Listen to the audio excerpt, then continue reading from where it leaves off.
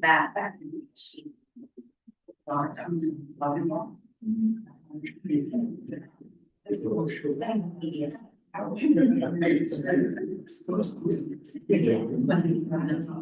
right, good morning, everyone. I'm going to go ahead and call our meeting to order at the middle of October. Tried to move the meeting to outside, but was not successful in getting that done. So we're closer by being right outside the building. So thank you for being here. We're going to begin with our list.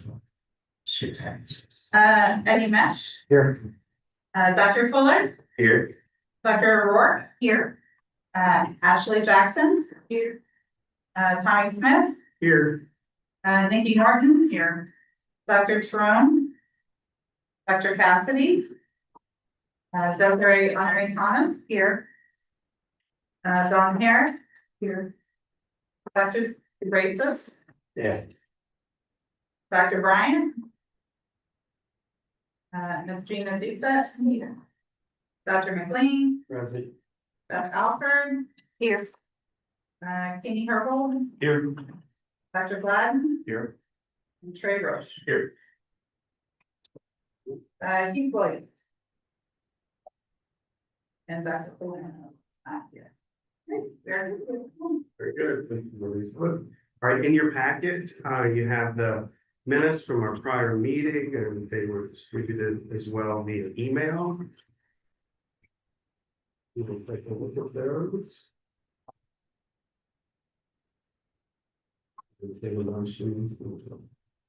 I'll make a motion to approve the minutes. We notice you, Gina, you said second. Any concerns or issues? All in favor? Aye.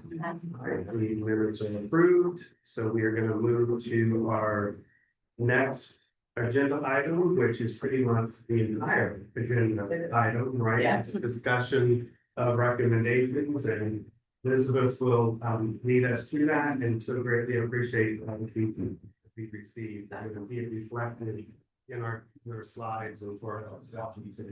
Elizabeth? Happy to. So, the chair sent out an email, which I of course sent out a reminder, as you, for feedback. So we could start putting forth our recommendation. So what I have done here is we've broken out by each of those 10 goals that were noted within the legislation and have it organized and synthesized with such. So you'll see some of them I did just cut and paste. Some of them you may not see, there might have been a lot of repetition, but this helps bring us, I hope, to a good working, a good starting place. So the intention is to go slide by slide, and you can use, we've provided a nice table for comments that you can take home with you or return to us so that we can use it to put forth the draft of the report, so that we will be able to review it and come to our next meeting and hopefully vote on it and move forward. So the first two slides focus on the challenges and benefits of the paid retirement program. Again, this is information that each of your systems provided. So thank you for gathering that feedback and sending it to us. For the most part, you all had essentially the same noted challenges, which is we have 4 distinct looking systems, and we support each other in that.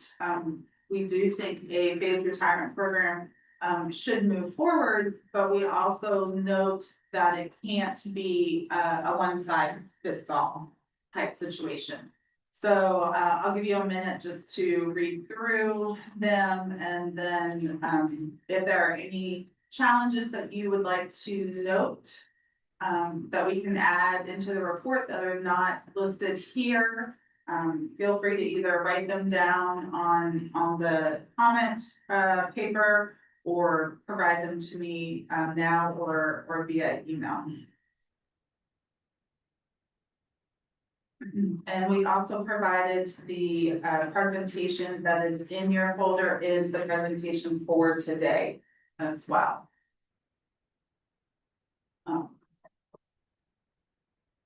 So we will use this.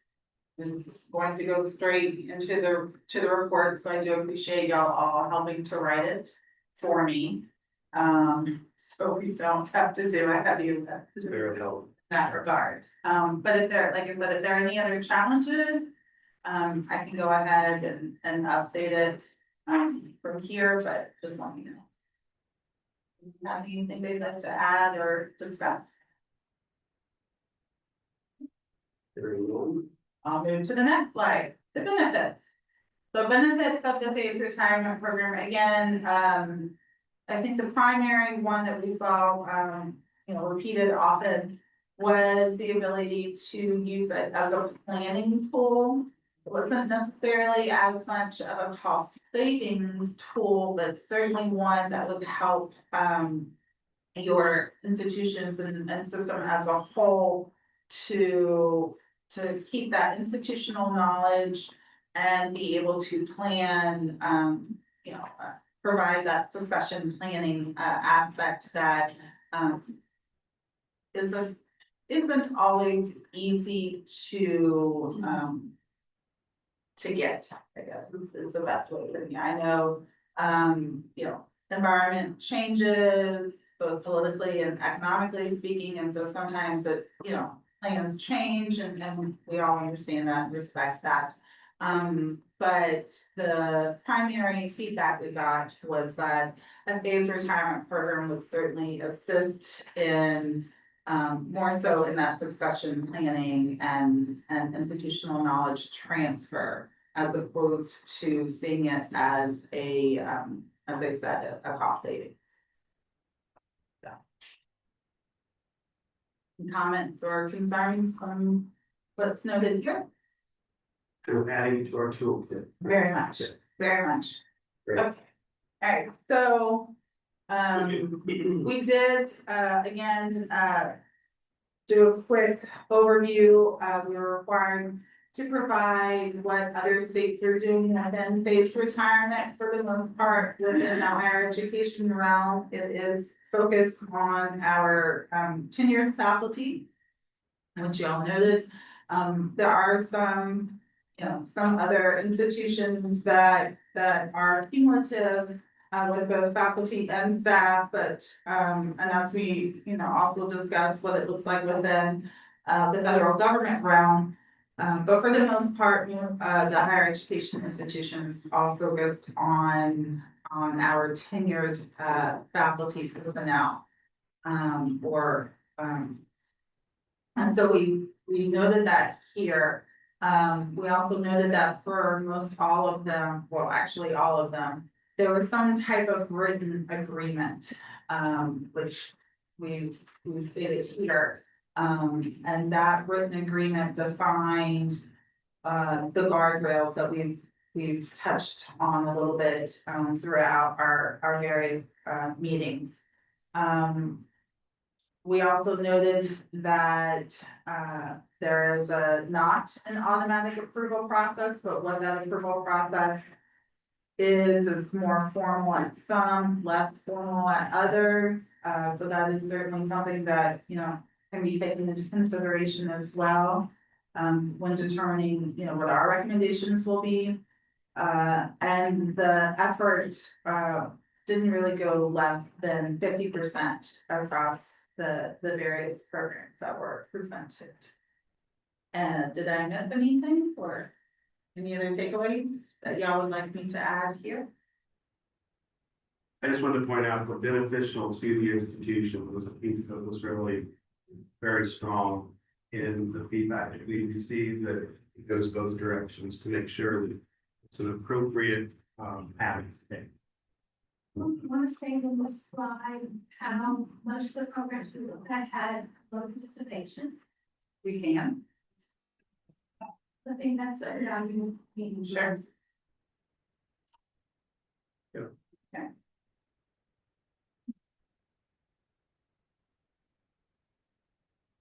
Yeah, and that certainly goes to, there were some who noted that it wasn't as much of a cost benefit, but based on the low participation, it wasn't a tremendous cost detriment. So Elizabeth, on that point, as we point you, thank you, will our report include just references to the institution that we looked at, or will we actually match some of the documentation because it would reflect some of those specifics? No, what was presented, what we've done in the past and what was presented by in our previous task force, what was presented during the task force will become the appendix, part of the appendix to our report. Yeah, so why our report is often quite lengthy, because of the information that. So. Okay. So what is the cost of implementing a phased retirement plan here in Louisiana? And this is where y'all started kind of diverging a bit from each other. Some said that there didn't seem to be a real additional cost for implementing a phased retirement. Some noted, of course, that there would be, little to no cost, while others also noted that there would be a cost because if you're hiring two people at the same time, there could be a cost there. But again, in the end, what was synthesized from the information was that the cost would not be great to each of the institutions. Is there anything y'all would like me to add here? So the increased cost, talks a lot about the 8% versus 6.2%. That's later, you're jumping ahead. Right. You're jumping ahead. So potential cost, that's what makes. Oh, no, yeah, so we approach that from, not necessarily from a phased retirement, but from, a straight increase in support. Yes. So I would see us framing this kind of as the cost factors, because we're not providing a specific, this is the per head cost or something like that. Because that's how I'm looking at it, that's also different from you, agree? And it would be, these are factors to consider in the cost.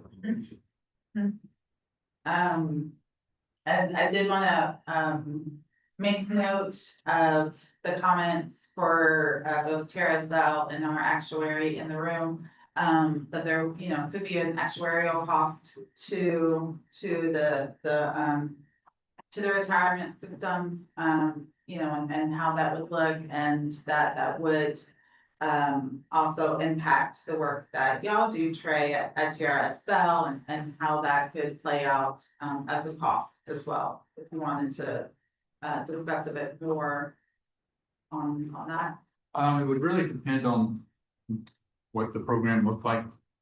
If it's people who are retiring earlier than they otherwise would retire, that's where a cost could come in. Kenny could probably speak more to the actual components of what a cost would be, but that's generally where the costs come in, is if you allow someone to do something earlier than they otherwise would, or pay them more than they would otherwise receive from the system. Okay. Do you have anything? Yeah, Put you on the spot, sorry. from the conversation, it sounds like it's gonna be pretty restricted to a limited population. I think that's probably the biggest consideration from a cost perspective, because you're not really impacting a lot of people's behavior, so. I would imagine that anything that I would say in a fiscal note is gonna include that kind of statement, that any cost that I would expect to see from actual perspective is gonna be pretty. And if I understand correctly, and the HR director is in the room, and correct me, Trey as well. Many of our institutions, we often see our faculty not retiring early. They like to stay and they like to continue doing their work, continue doing their research. So they oftentimes stay beyond that 65, 67, 70, 80 age, for many of them, so the impact, may not be as great as it could be, if they were retiring at a, much younger, 55 or 60 each. The other impact is like for FCTCS, we have some leftover tenure faculty, but it's a handful, so we don't give tenure. So our faculty would not get this benefit at all. I mean, the costs are gonna come in with that double encumbering, and then when we backfill. And then if we choose to allow individuals to contribute at the full effort, so that you've got two FTEs contributing at 100%. That was where I was kind of thinking the costs were gonna come in, but I think it's still gonna be low participation. We need to take into account that higher ed employees tend to work longer. The normal cost to the employer for that plan is lower than it is for the K-12 employers. That's reflective of people working longer. Are there any other costs that are not reflected here? That y'all would like to see reflected in the report?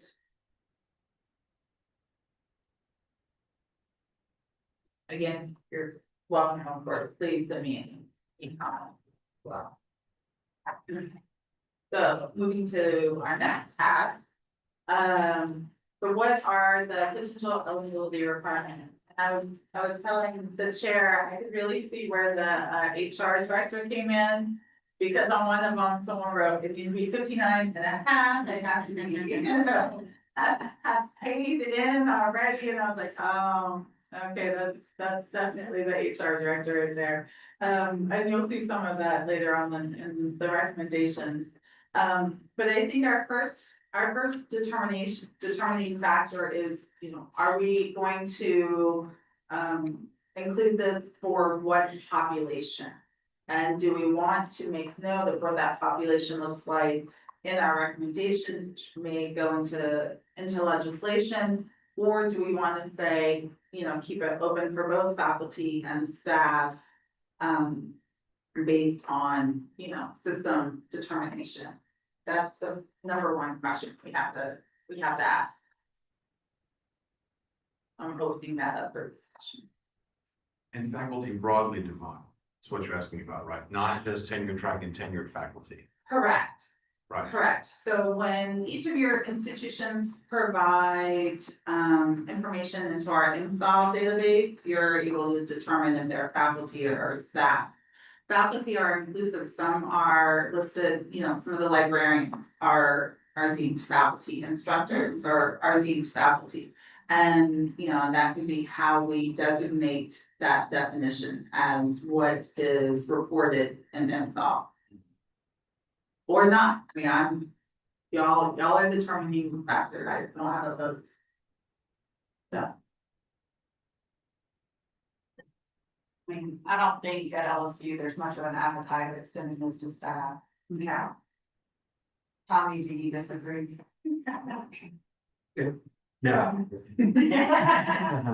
Yes, Nikki, you're correct. That's what I heard too. I don't know, it's any that we would necessarily need to say it should not, right, be considered for staff. Like it seemed like we could frame this somehow as based on kind of the takers, the examples that we have received. It seems to be primarily focused on faculty, that's where it's been. I mean, if you're gonna start something, perhaps you start there, but it's not necessarily to exclude staff, is kind of how I would think. That could be an individual system decision. But if you open it up to staff, you're talking about a lot more people. Correct. Absolutely. You're talking about, like, I pulled my numbers, in the next 5 years, I have 3,000 full-time people, I have 1,800 that are retired now. Yeah. And I'm talking about leadership, Yeah. that's a heavy, that's a heavy lift, Yeah. and. And those Well, are the people that went. yeah, but this is. And those are the people that would do this. Yeah, exactly, And it may not, that would be a huge cost. it may not work for your institution to do those It's positions. just- Right, exactly. Well, it may not work, but the information that would be shared would probably, if that was the purpose from the beginning slide, to be able to pass on the information to a younger cadre of people, that would be beneficial. That respect, I'm just saying. But you're right, it'd be a lot of people, I do, but I'm just saying. But there would be a lot of people who would, but it would be beneficial to pass on that knowledge and so Yeah, we just. sure. In a lot of places, only one person does this one thing, Sure. so just. Some of the areas you might want, like in our food area, are things that are hard to find replacements. And if it's up to the institution to make that decision, whether it benefits us. Yeah. They have complete control, so. Well, Yeah, I think- well, I think, oh, I'm sorry. I was just gonna say, I agree with what he says, that you have control of, does this contribute to the mission? Everybody can do that, then you can control it yourself. Well, and I think it goes, I think there are a couple of parts to it. I think one, opening it up for faculty and staff, we would have to define, you know, who those staff are or are not. Because as we talked about with the Fed, they don't include really any of the safety personnel in that. But I think also, you know, where some institutions took the form and just signed it and called it a day, others really looked and made a strong determination as to if this person could participate. And I think that also goes to a system determination of, you know, is this going to be something that your HR and your provost and your chancellors and presidents just say, yeah, that's fine and move on? Or is there going to be strong oversight of, are we going to approve this? Is this in the best interest of the university right now? And I think that would have to be really tailored at the institution level. I did want to back up one bit. We are talking about each of our institutions, but there is a lane that, you know, there would need to be something that would have to be approved at the system level. So I think one of the ways we need to approach this is not necessarily saying it could be different at each institution, but rather at each system, because the system would really need to have that mechanism there. And then we would ensure that it would be equitably applied to all of the institutions. So I know that may be a bigger headache for some of ours, like LSU, who range from flagship 2-year ag center law, Pennington, as well as Southern, who also has law center and ag center. But that could go into how it is defined at the system, across institution. But I would say that would be a suggestion that I would put forth to the task force. That should be something that is developed by the system level first. So I want to come back to the issue of tenure track, tenured and non-tenure track faculty. And what I want to recommend is that we just exclude all those descriptors and just say faculty. Now, thinking about, I was a dean at UNO 2.5 years, and we had instructors who were non-tenure track faculty who had been there for 30 years. Should they not be eligible for this opportunity if they wanted to be? On this slide, the terminology has slipped from tenure track on a previous slide to tenure this slide. And I would just recommend taking out all of those adjectives and just say faculty. Elizabeth, Yes, ma'am. I don't think that, Full-time faculty. Full-time faculty, Okay. yes, Yeah. yes.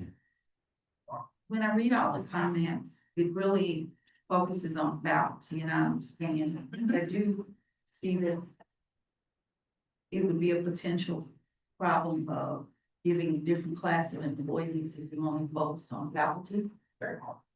A claim that you're treating me different than you're treating faculty. Of course, faculty is what drives the university, but if, you know, you think about staff, like we have staff who've been there, one lady told me yesterday, 50 years.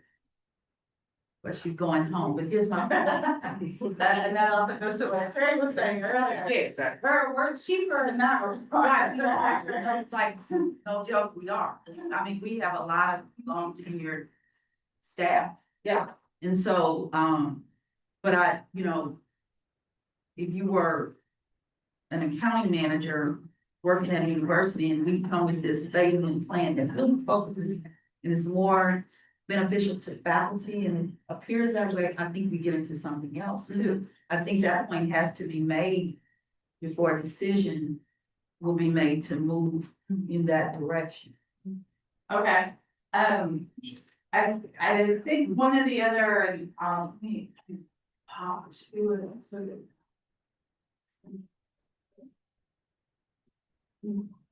it's really tiny, sorry, guys. There it is, the age, 59 and a half. For number 6, or, there was one where, they already are. Retirement eligible, so they've hit a certain number of years. I think those are also ways to assist in, developing those guardrails. Yeah. Obviously, this is where I said, oh, that 59 and a half aligning with IRS and services, that the HR director must have provided that information. Or one of our tax professors, but that I think is where we can go to your comment as well as, to your comment, Daniel, about, focusing it on faculty and staff, but then, okay, well then let's do this set of guardrails. Now let's make sure, there's a certain age, they're vested, they've worked at least 10 years in Louisiana public higher education. Putting those types of guardrails on it will, help, hopefully not have 1,800 people retire at one time in LCTCS. So, but that, that too could help aid in that, but still allow for the institutional knowledge transfer, the succession planning. So I think, that would be those types of guardrails, I think is what we need to put forth, what the paper document is, what the approval process is. I think that can be a system level decision. I'm not gonna, I don't think that's the purpose of the task force here, but I do think stating, okay, they have to have this many years of service, they have to be this age, their workload, that I think can be determined maybe by system, I'm not sure, but then also have it be inclusive of both faculty and staff, but I do think being mindful of campus safety and security, if you have cybersecurity personnel, maybe they can't be part of that, but that could be a definition by system too. Does that ring true to what your comments? Yes. Just come back to your point, my initial comment there was not that our recommendation wouldn't suggest we're excluding staff. It's just we're focusing perhaps first or leave the door open and can go further, but maybe this is the start. So we're not excluding staff, which I'm okay with, without classified employees. Classified Talking about by. teachers, we had run lasers. Yeah, classified employees are dictated by civil service. So that we would have to designate that this would be only for unclassified. Oh my gosh. We have unclassified employees that are in lasers. Lasers still need Yes. the conversation. They weren't part of my task. They're welcome to attend. I don't see that you here. Speaking for the unclassified lasers. That's right. But yes, I think they need to, Trey, maybe you can, highlight anything that lasers may bring up. I don't have to in an uncomfortable position, but perhaps be a representative of our retirement system, but the general retirement system hat on and. Yeah, so we both have the same eligibilities for newer employees. So starting in 2011, People have to have 5 years at least age 60. And then starting 2015, new hires have to be age 62 with 5 years to meet regular retirement. So for newer people, I don't know if the 59.5 matters, they wouldn't be eligible to retire anyway. Right. For the older groups, we both have similar, retirement eligibilities, but we would both have groups that you can. I don't think it's as big a deal for ladies. If you retire from a DV plan, if you're, receiving, not sure exactly what they call it, but basically your pension is gonna be a series of. I don't know how they have the exact definition, but it's a series of relatively equal payments through your life. So you don't have 10% penalty, you don't have to be 59.5. If you retire after age 55 for a governmental plan, you don't have the 10% penalty. So the 59.5 would probably be more applicable to the teachers ORP. The lasers ORP has very few people in it. So I guess from, retirement eligibility standpoint, they probably have the same issues as us. It just, their population would be so much smaller. I would think that, any costs would probably be minimal. What do you think, Ken? Yeah, I mean, I'm not even sure how many people and lasers work in higher ed, so. I mean, we are a heavier TRSL agency. But we definitely have lasers. Sure. Okay, so what? We're gonna go by system, we're gonna include faculty and staff, we're gonna include full-time only. What age and what years of service? I definitely think I'm minimum 10. Okay. Okay. That's just. Your humble opinion, Dr. Brian, okay, your humble, that's not, I So. that seems Very reasonable. ten over here. Alright, so at least 10 years of service, okay? Okay, in Louisiana. I mean, that is the consideration that they're retirement eligible. Yes. Right. That's just- Yeah. No, yeah. Just making sure. Retirement eligible, okay, we'll write that down. 9.5, no, I thought. But I read something that I need these too, but I remember. I thought, I included 59.5, but as Trey just said, I think the age is 62. Yeah. So the question is, do we wanna go with 62 or do we wanna go? So 59.5, my understanding, and you can set me straight, is if you got 30 years of experience and you're at the age of 55, you can retire without any penalty. Yeah. So And I. from the defined benefit plan, I think it just needs to be retirement eligible. Yeah, I don't know about And that's 59.5. Okay. Alright, so retirement eligible, we won't call out anybody for age. Got it. Retirement eligible with 10 years of service. Retirement eligible with at least 10 years of service. Yeah, so that's not one. Okay. In Louisiana, higher ed. Yeah. And So it doesn't have to be specific to the institution or the system, it was just in years. Louisiana higher education. Okay, let's talk about 10 years. What does it take to get invested in OGB LSU for how many years? I think that's 20. Well, full. Okay, so I mean, I'm just thinking about that in the future for people who want to retire with health benefits. That's gonna be their choice. Yeah. They're gonna have this as a tool. Yeah. They get to choose that person. It happens right now. Yeah. There are plenty of people that are retirement eligible that are working for OGB, that are not working for their retirement. Yeah. That's true. I was just saying, is that 10-year a good number? Do you feel like that's okay? I think it would, because it also aligns with some of our standard policies around other benefits. Where we say that's a 10-year mark to be considered for merit, just to be considered for other things. Yeah. Alright. Look at us make an actual guide. That's exciting for me. Okay, retirement eligible by system, faculty and staff, full-time only, with at least 10 years in Louisiana higher education. So I'm going to hop back to where we were.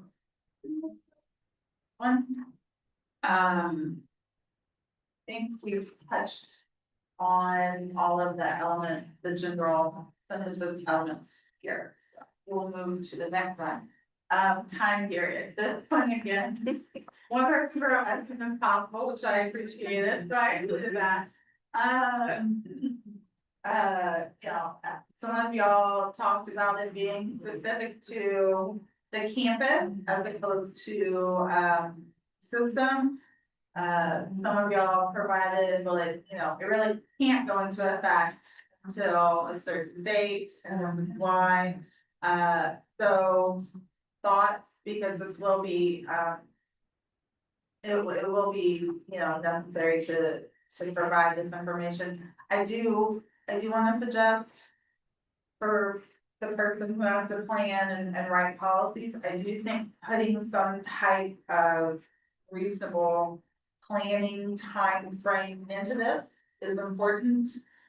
It does need to be approved by your, should be approved by your management boards if necessary. And TRSL, also has to put forth any, necessary programming changes as well. So I do think we need to be mindful of a time period. So I appreciate the as soon as possible comment. But I do wanna be mindful of the other elements that go into this process. So I have a question about why the decision is made by campus and not by system. I'm agnostic on this, but I'm interested in.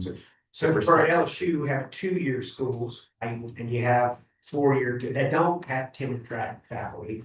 You have 4-year schools that do. Right. Maybe the 2-year school don't want to include, obviously, tenure track, maybe you have to be tenure track faculty. Maybe the 4-year school says only tenure track faculty.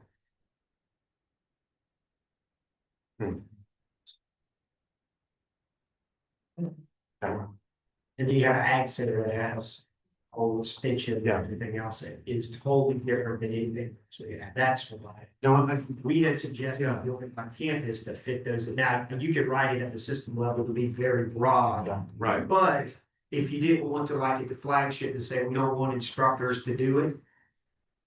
Adjuncts, but at LSU, we do want to allow them, then somehow you would have to say, okay, at A&M, you gotta do this, at E, you gotta do this. So there's just a broad spectrum of different types of institutions within systems. Same with Southern. Yeah. But when we're saying system level approval, if you will, that doesn't mean, I don't think we would be saying it's system wide, it has to be the same. It should be written such that the campus within the system can do their different things, so it's almost like system. The policy could have the campus nuances. Correct, I would think perhaps be able to do that. Right. The campuses could have a more restrictive policy. I mean, correct. Obviously, the board's gonna. Exactly. Yeah, the guardian system, Right. everybody has their. Right. So just to make it clear that we're not saying it's a one size fits all across the entire system. No, I understand that. So in this model.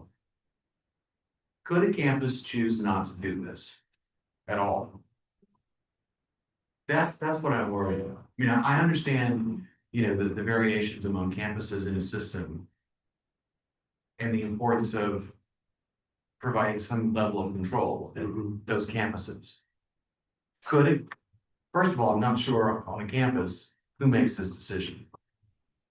And who's involved in that conversation. I think it should be faculty council, staff council, HR, obviously. But I'm thinking about situations where there is, I'm just thinking about various situations. And what if one campus in a system just said, we aren't operating this? It seems to me that in this model, that's possible. Is that possible? It seems like the campus should have control. To say no? Yes, I mean, they could have the policy available to them, but it's not necessary to enter a contract with them. But doesn't that go back to us saying that it has to be in the university's best interest, and so somebody's gonna have to make the determination But where it can be available. but it doesn't mean that those requests are in the best interest of that university based on that university's leadership. I would expect at our campus at LSU that this is something that's gonna be at the provost and presidential level. That's making those types of calls with HR, kind of being intake and providing recommendation. Right. We have something similar to that. It's like an early retirement incentive. We have a board policy that allows institutions under certain parameters to do this. But the ultimate decision is based at the campus level as to whether they would implement that policy or not. Okay, okay, so just to be clear. Campus leadership at the top level can opt out for this. Well, they would be under the umbrella of the system policy, but they don't necessarily have to execute it if they didn't want to, but they would have that ability to, so. I think it goes back then to, also the agreement. And exactly what you said, you know, as to whom is going to be making these determinations, you know. And at a campus level, they know this is not in the best interest of our institution. And there needs to be justification as to why. And what that justification looks like can come down from system leadership. And you're choosing not to allow this faculty or staff person to participate. We need to know why, because that also goes to what Desiree was talking about earlier of, you know, the potential liability. I'm getting ready to just throw a serious curveball. What happens if I start at South University of Shreveport, the 2-year campus we have this certain policy here, and I transfer down to Baton Rouge, which is 4-year school, yes. What happens? Your current employer's policy applies to you, not your past. I mean, that's how everything else works.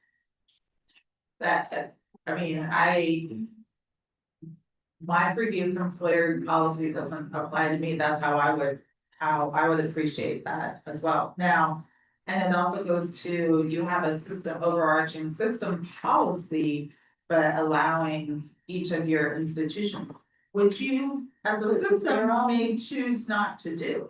Wait, so now let's be clear, because the system is considered one employer to the Internal Revenue Service. It is.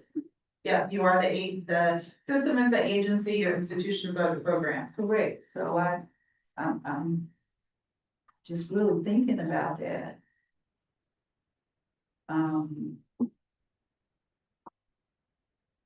Or, you know, what if I teach in the community college and I decide to transfer and, you know, I want to go work at LSU, Baton Rouge. It would have to be LSU. Right, at the time of being retired, that's who makes the call. I think that's why we can say, you know, it's 10 years in Louisiana higher education. So that would be. Yeah, so that I get to the all. question. Okay. That would be inclusive of all, but what the idiosyncrasies of the phased retirement program would be specific to system. Okay, policy. Decide. Is that what you were looking for? Yes, Okay. yes. Any other wrenches? No, Rich. Okay.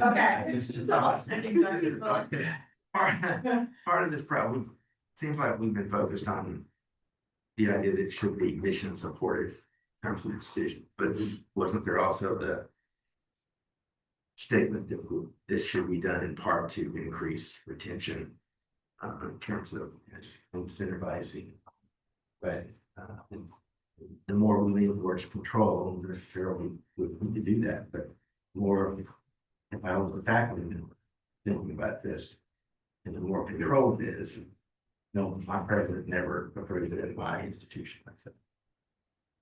It provides no incentive at all. So I just think that we should keep that in mind. It's part of it. And it may, you know, I think that also goes to the, you know, environmental landscape. both politically and fiscally speaking, I think we'll see, ebbs and flows as to participation based on outside factors as well, for sure. I have a question. Yes, sir. With regard to, 10-year service in Louisiana. Suppose I mean say, well, I served for 5 years in Louisiana. And then I went to Texas Southern. After 5 years, I come back, to Louisiana. So with the 5 years that I served before, count towards this. That's a good point. Do we want it to be, 10 continual? Yeah. Consecutive. 10 consecutive? Okay. Then if that's the will of the task force. No. Why?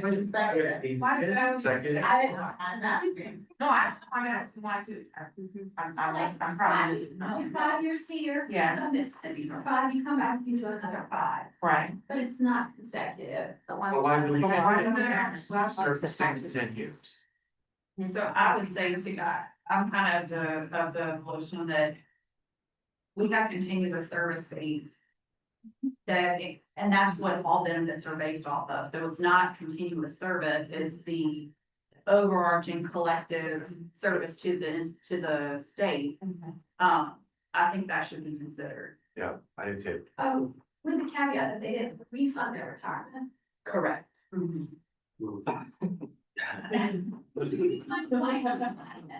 agree. That's very true. That's very true. Okay. Y'all are gonna have to help me make sure no refund of retirement. That's very important to. Well, I do have people that refund and when they come back to work, they repay and purchase that back. So So. I don't know that continue.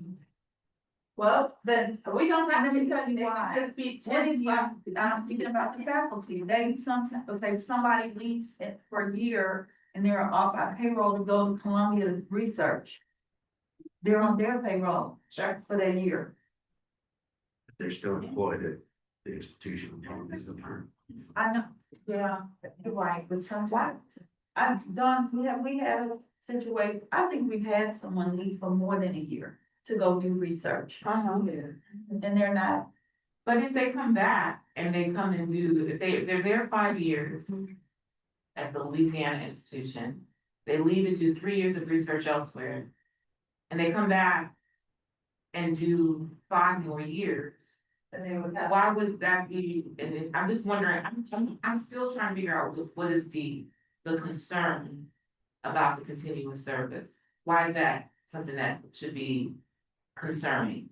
I'm not saying that. No, I'm on your side. Yeah. I get that, but I heard, Gina say that, I just was wondering, am I missing something, because you can do that in the regular retirement system, right? You can leave and come back and your service still remains.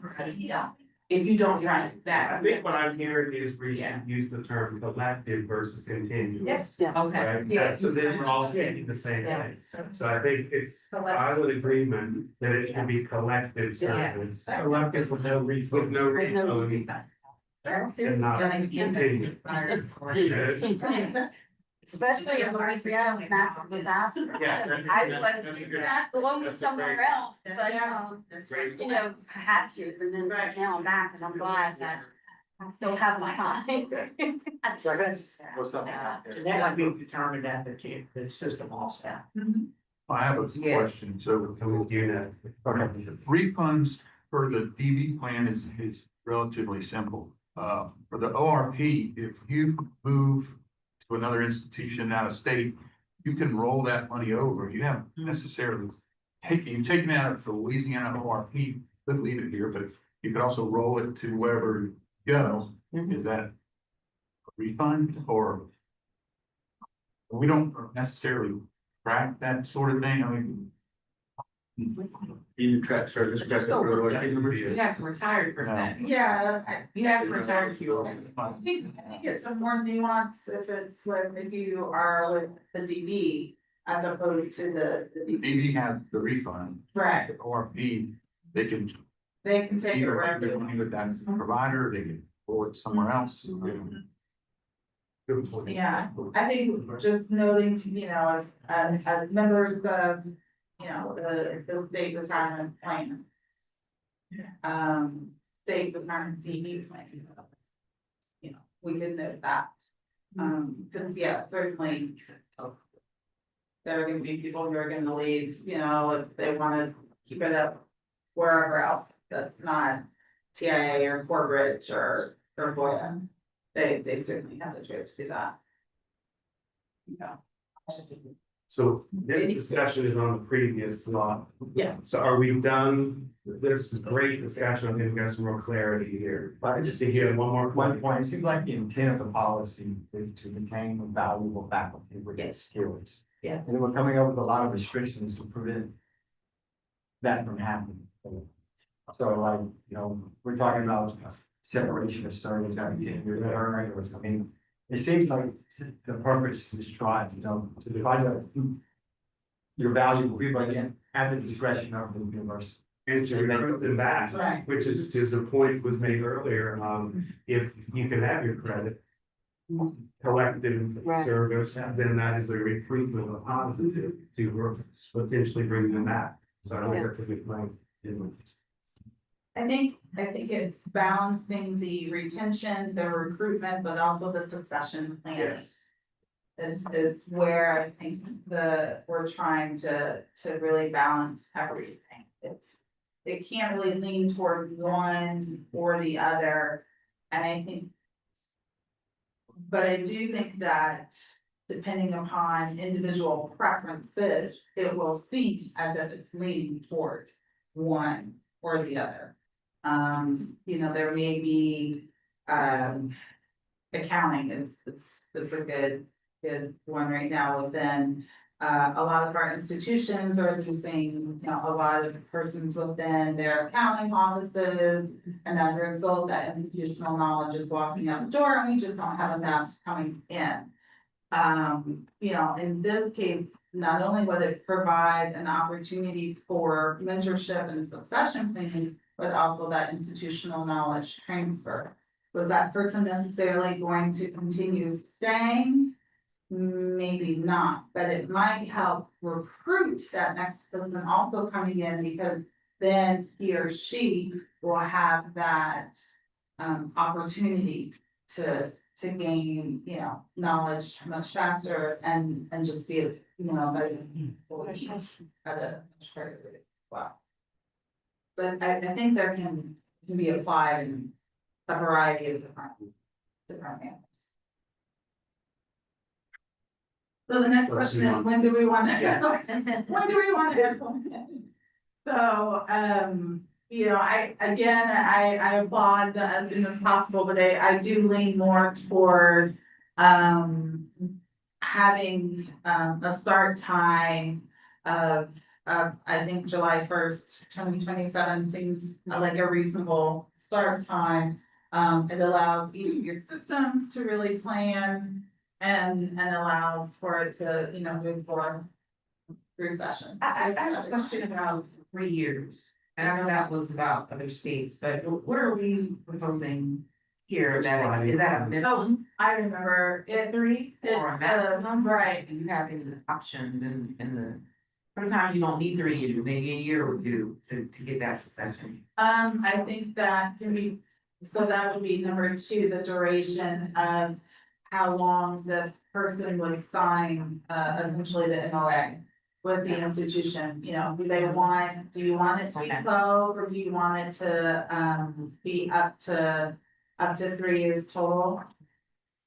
Again, I think that is, that would be a system specific or a campus specific thing. I think for us as a task force and what we would put forth, as a guardrail,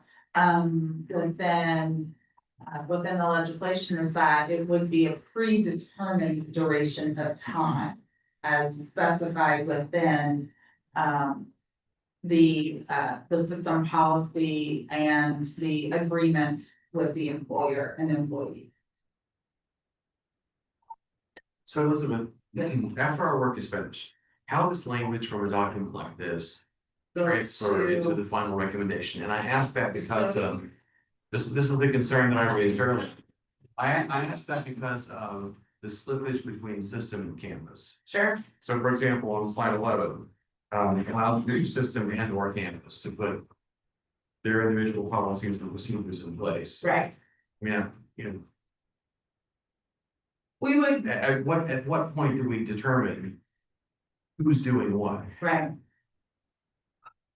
The language would have to be very specific because however, with our previous task force, Brett Bakala met with us and said he wanted all of our recommendations put forth as they were into legislation. And that's what he did for the most part, is exactly that. And speaking with him and developing this legislation, he said similarly, you know, the same, that he doesn't like to come to these because he wants us to be, you know, the spokespersons for our institutions, and that we know that what the needs are for the institutions. So I think whatever we put forth will likely be, you know, or has the potential to be verbatim in legislation, and so yes, we Okay, would need to so- be very clear. In the Right. end, we will Yeah, remove things like and. correct. Right, okay. Yes, I put that in here so that we could have the Sure. conversation as to which, you know, which side, is it better. So Elizabeth, Yes. just on that point.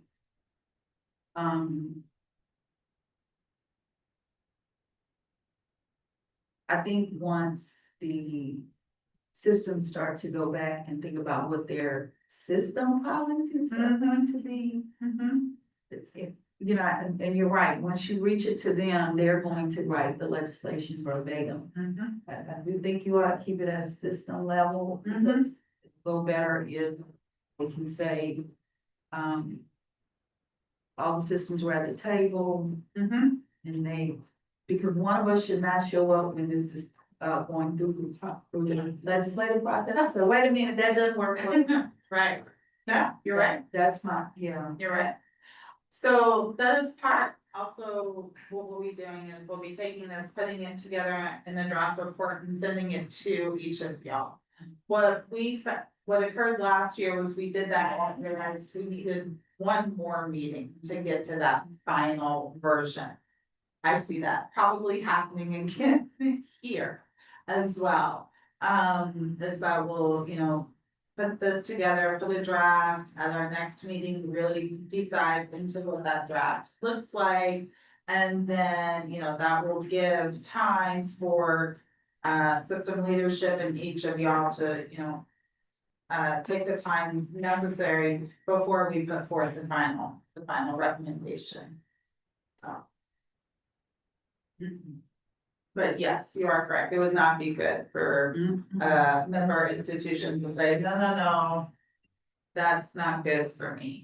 And I think that definitely goes to being specific. Yeah. About it being for system. So, Back to 11, I think yes, we were hearing that there needs to be a window of time to implement, and perhaps that verbiage around 7/1/27 at the earliest is probably appropriate. Yes, absolutely. okay. All right, moving along. Oh, yeah, that's hard. I mean, this is, I do think we need to put, again, some guardrails here at a system level and be mindful of what the definitions are. I will say, this is a two-part slide, so if you don't see it on the first page, you might see it on the second page. So I'll quickly go through some of these, but again, please reference the handout as well. You know, one of the items that was brought up was about the awarding of professorship. And what that means, should the professor choose to go into phased retirement. I think that's a very specific need, I do think that would have to be determined by system. I don't think that's necessarily something that we would put, into legislation, because how those are handled are handled very differently. At each of our institutions and at each of our systems and at each of our institutions within each of our systems. These are endowed professorships? And any professorship, so. Well, what does that really mean, professorship? I couldn't use it. So, provided this one. Well, I asked that because, I asked that because there are faculty who have the rank of full professor, 100%. who would think that this refers to them. No. Then there are faculty who have been awarded endowed professorship. Yeah. And that's what I think it should be, is endowed, capital P, professorships, Yeah. but endowed professorships. And yeah, But then there's the question about that campus employment after retirement. And how the endowment works and what the intention of the donor, I mean, endowed professorships are very specific to the particular fair. position. I don't know that there can be a general rule for endowed professorships because of the gift agreements. Which is why I don't think we should put this in our task force recommendation. I put this up here as a topic that I think each of your systems need to really discuss more because of exactly that. It's a very nuanced situation, and how they're handled at the health science centers is gonna be different than how it's handled at Law Tech. Policy. I think we should take it. Yeah, As long as they're still the person is still employed. Yeah. Whether it's for 1 year, 2 years, or 3 years, whether it's 50%, 75%. If they're still working, then they still should get their endowed professorship. It's when they retire that they should not, they're not working for that institution anymore. That's my. Well, I don't disagree in general, but I do think it depends upon the case. Because if I have an endowed professorship and I retire, Mhm. and I take the gap, and I go back to work at a reduced load, I might not be doing what the endowed professorship is paying. I might be teaching and not. Well, I doing guess it. that would be a part of that, was it somewhere in here where you write out your work plan? Yeah. I think that- Yeah, this is the one, but it wouldn't be at this level, we wouldn't, I'm recommending, I would think we should have not include any reference to professorships. I agree. Endowed, Yeah. whatever, at this level, but and then let it be dealt with. Like they say. yeah, And just introduce something else, where you said, retire, take the gap, and then come back. Right, I think that's something that needs to be discussed on the table when we talk about the recommendations, because if we do a phased retirement. And I can't remember if it's on the next slide or not, It's on one. are we or are we not, when you say you can then return in some capacity? yeah, yeah, I Return from failing. or there was a comment about drop. Yeah. Yeah. Again, as Trey said, we like to stay in our people like to stay in our job, so. We are not as costly, as our K through 12. So we will not include the reference to No. professorships. No, but that should be included or should be discussed within your system institution levels when it comes to those MOAs and definition of work. Is there a way you can write that in there that makes reference to some kind of generic category in which an endowed professorship would fit, that this is something that would be handled at the system level? So it's just not ignored totally, but that these are things that are not, I don't know, if it needs to be in there at all, but I don't want anyone to. I think putting in that there would be definitions put forth within the MOA and within the, statement of work. Basically, my concern is when we put too much information into legislation, it leads to a lot of questions by our legislators who are not as in tune with the idiosyncrasies on each of our campuses. And that then goes to what Desiree was talking about, which is if I'm sitting there at the table, there's strong likelihood I would be, and saying that I don't know what all 32 idiosyncrasies are related to this specific question. And then they would want to say, well, we need to do it all the same. That's a potential. So sometimes it's better to not go into too much detail. And then it allows for each of our institutions to have their, you know, their. So maybe this new program or policy would inform the policy. They would have to go back and revise the endowment trust policy. Maybe they do it there. Well, I think, That has the potential. Not get into that right now. I got you. Just thinking about the different ways that this would impact the things on campus. Sure, and not to throw a huge wrench into things, but on a slide further up where we talk about the UAL payment and changing from 6.2 to 8% and using that payment process. That is specifically related to the Board of Regents Support Fund support that goes to the matching of the endowed, many of our endowed chairs and professorships. And that would, should the constitutional amendment pass in April, that would negate that funding source. So there are different things to talk about. So yes, your policy will certainly come up for discussion based on, you know, that reason. Oh, I'm sorry, Dr. O. As an example of what you were talking about, we have a endowed chair for entrepreneurship. And the gentleman that gave the money was very interested in that money be used for undergraduates and specifically in terms of business plan competition. So if that professor wanted to retire and they just said, well, I don't want to do that as part of my job, to teach, then that would not be consistent with the donation of the donor. So I think your point is good to the extent that it should be something that's part of the discussion. Because in this case, the dean does that because he keeps in touch with that gentleman, et cetera, but you could negotiate that, or that would be something that's a point of discussion, put it down the plan.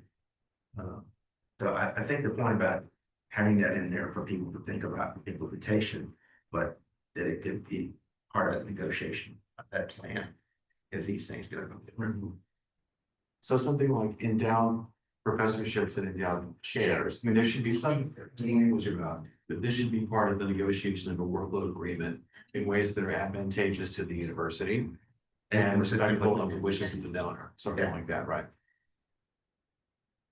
But that would be specific, that would be To for an the report, that would be specific to what is developed that y'all system.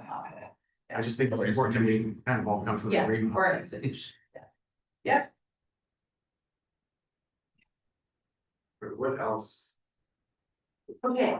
Moving beyond the first bullet. Of the two slides. Yeah. Moving beyond the first bullet of the two slides. That was kind of the outlier, which is why I put at the beginning. The remaining bullets really focus on what the definition is of full-time. It goes to a lot of what Keith said, at the meeting, in regards to the definition of full-time. I think Tommy, you noted that full-time at LSU is stated at 75% or above. You know, so being mindful of what that definition is and then how we want to reflect that within our task force report. And is that something that should be specific across all institutions? So our system does the 75% as well, does the UL system do that? And does the Southern system do that? Yeah. Yep. So you're a winner with 75%. All right. Elizabeth, on number two, I'm fine with that, I need to come up with some length, so. Yeah. For the ORP, there is no eligibility, you terminate and then you can take your money, so for IRS purposes, I'll need to send you. So we probably need to do something equivalent to, you have to contribute enough years to the ORP that would have made you eligible if you had been in the DB plan. Okay, Some, just to, sure. Be mindful of that, just right. I wouldn't like somebody who worked from age 40 to age 50 and wants to phase out, and take some of their RP. Mhm. Necessarily take that while they're working, because that could be a permissible. Sure, that would be So big, major tax implications. I can send you something for that. Okay, that'd be great. Alright, is there anything else on this slide? And remember there's another one. I'll go to that one. That's a little bit, about contributions, as well. Tried to put them all in the same verbiage or. I think this one also talks about sick leave, yes, drop, sabbatical.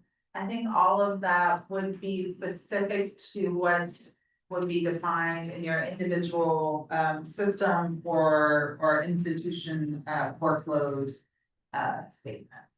But I did, again, I wanted to put some of this up here as well, just to have y'all also, take into consideration what that means and if we missed anything. Thank you, Trey, for noting that as well.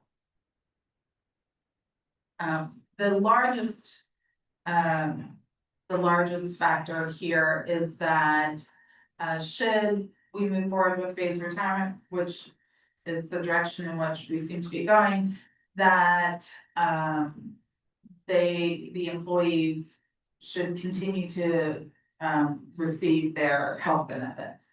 I think that is really, the number one, factor as it relates to these two slides. Okay. Sorry, just a budget, okay.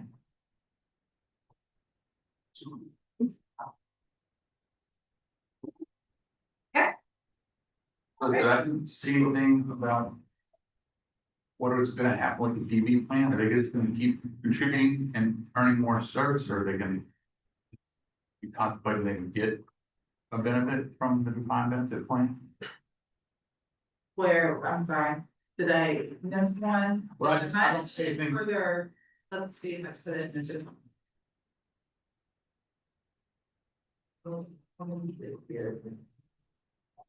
I know, for instance, Pennsylvania, they kept contributing if they were in the defined benefit. They were able to continue contribution. Feds got some salary and some retirement. That's what what the group thought about how we're gonna handle the DB portion.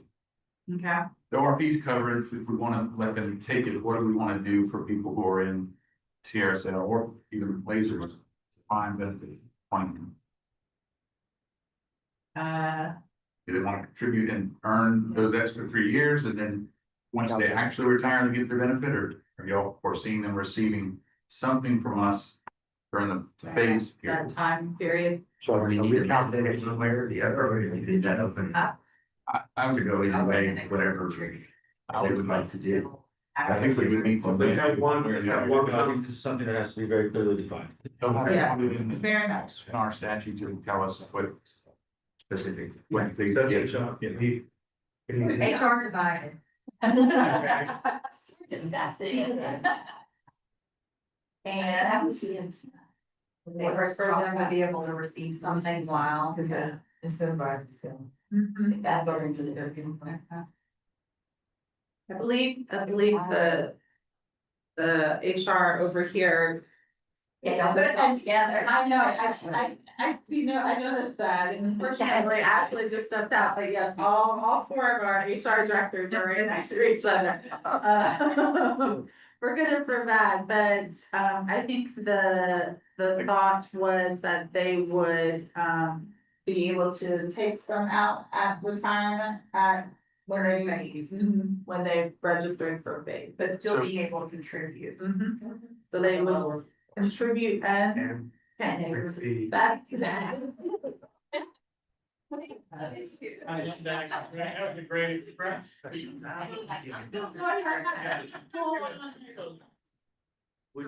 Would you continue to earn additional service credit is, I think is really more important than, Okay. right, so let's go drop and freeze your benefit. And you're done, which is probably the simplest approach. Right, if you freeze the benefit, then you enter phase retirement, that's going. But you still contribute, and then the employee contributions on that portion of your service would be refunded. I think that from a cost perspective, that would be. I think would be the simplest and would be ideal, right? Because if you remove employee contributions, now there's an incentive to do that. And an incentive, for the, versus just continuing to work for some reason, and so there's a monetary incentive on the employee's part to make that choice because it's easier for them. So it does say on, I may have misunderstood, but on slide 13, it does say that service credits were required to be reduced proportionally, so you would continue to service. But. Which I think would be fine if you're not receiving. Okay. It becomes very complicated to recalculate your benefit. I mean, retirement plans do it, I know the firefighters retirement system actually does that, and they rehire. Employee, they rehire people, they may still pay out a benefit and then recalculate. But it's certainly possible, but it becomes much more complicated. And I know that the actuary is gonna charge a lot of money for that probably. To do that. Those actuaries. Okay, so, I concur, we do need to have a decision as to what we want to put forth, and I do think it needs to be for all, across all four systems. So the thoughts on the table are, do we stop and freeze when we enter phase retirement? Do we continue to earn a service credit? Are we able to do both, put some in, take some out? What that we will need to make a decision on it for all, across all courses. That will definitely must be a guardrail. So. Yeah, I guess the alternative, one of the alternative would be a supplemental benefit, so more like a rehired retiree where you are. You're just getting a supplemental benefit for that period of time, that's a simple calculation. The issue, right, is with, if it's towards your total benefit, you then have to figure out, well, what was the value of the payments that we made to you during that period, for how much do we reduce your future payments to account for that present value, and so it just, That's a lot of math. Something has to be one or the other. It has to be, hey, we're gonna allow them to receive a benefit and we freeze everything. Or we allow them to continue to earn credit and they get nothing out of the system while they're in the phase. I think it has to be A or B. They can't choose. Or they can contribute to a supplemental or the retirement plan. Yeah. And we're just talking about the defined benefit. Yeah. They're not the ORP, Not or ORP. they can pull out, put in, Right. and then have that effect is there. Correct. This would be specific to lasers or TRSL. Like your case of.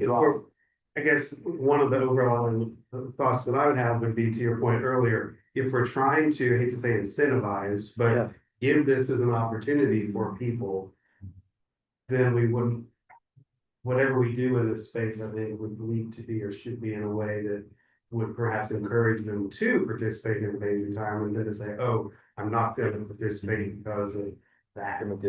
I agree. So. So let's just say it on regular. Which one would that be, or that was to my point of, do they get to perhaps choose whichever is better for them? I don't think Which they. is not bad. Yeah. Which would be which would be the best, again, smaller numbers, smaller group, if we're trying to encourage people or giving this as an option. Which would that be? So when an employee comes out of drop, they start earning, it's just like a separate calculation, like a supplemental. Could it work something like that? For that. The supplemental pay one, is that what yours? So they would have a supplementary benefit in addition to the previous benefit they've already earned. I'm just asking, I don't know what complicated. Yeah, I mean, I think that's possible, I think it's, you freeze it. And that would be relatively simple. Right? Yeah, and because it's not gonna go up, if you freeze it, they're going into phase retirement, the amount's not gonna go up. Maybe So, you why not? get additional service credit, then it would go up there. But just It's 200% per year, whatever they reduced to. Yeah, but is that gonna outweigh, if my salary gets cut in half, do that?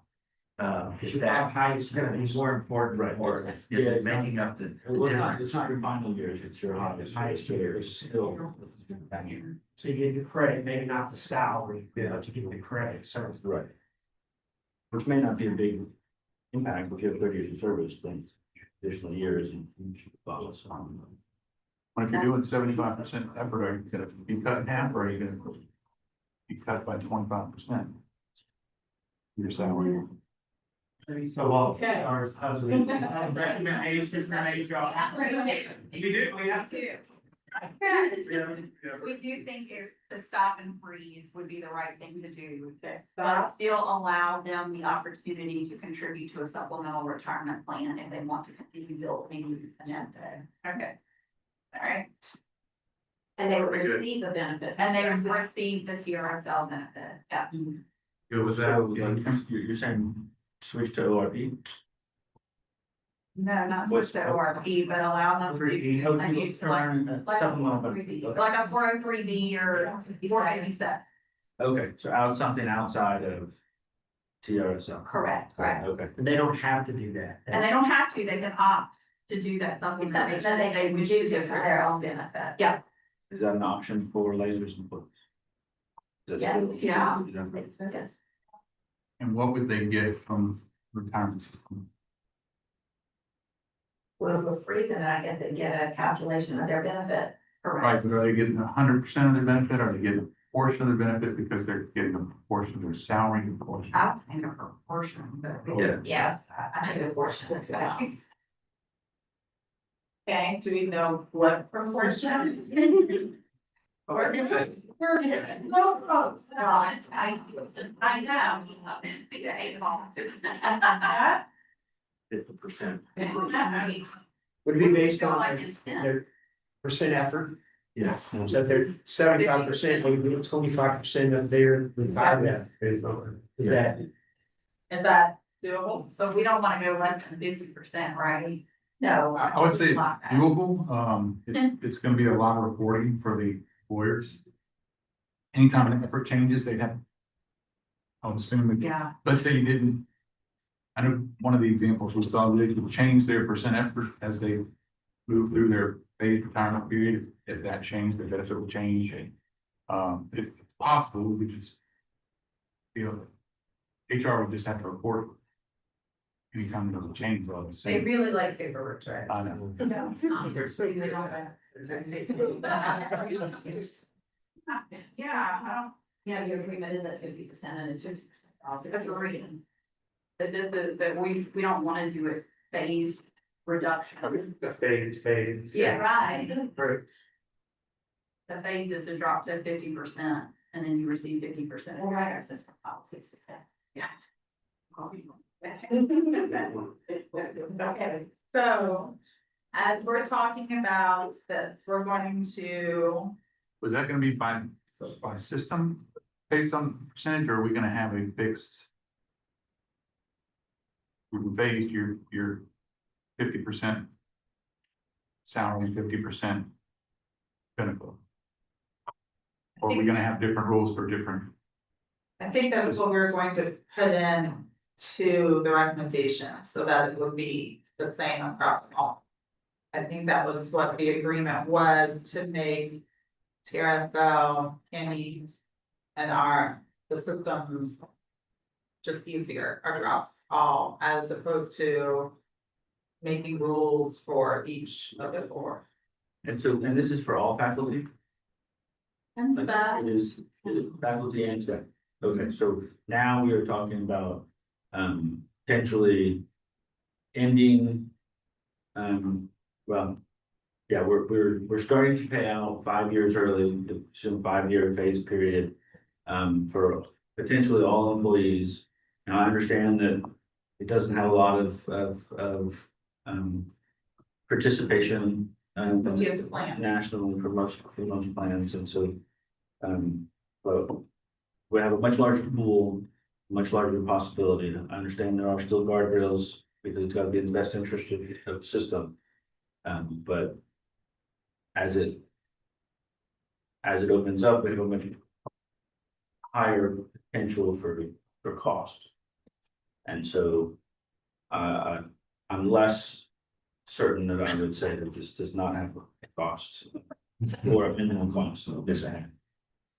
No, and I would agree. There's going to be, once we opened it more to those staff, I think that's where the cost really would hit more so than keeping it at faculty alone. And I don't know how you're going to measure in the best interest of the campus. Yeah, I mean, it's but- not, this is gonna be a qualitative conversation and can't put numbers on it, so. Mhm. But yeah.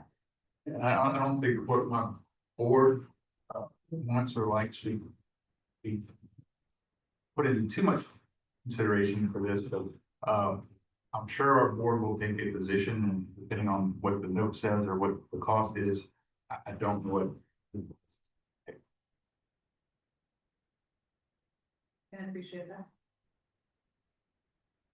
Okay, so.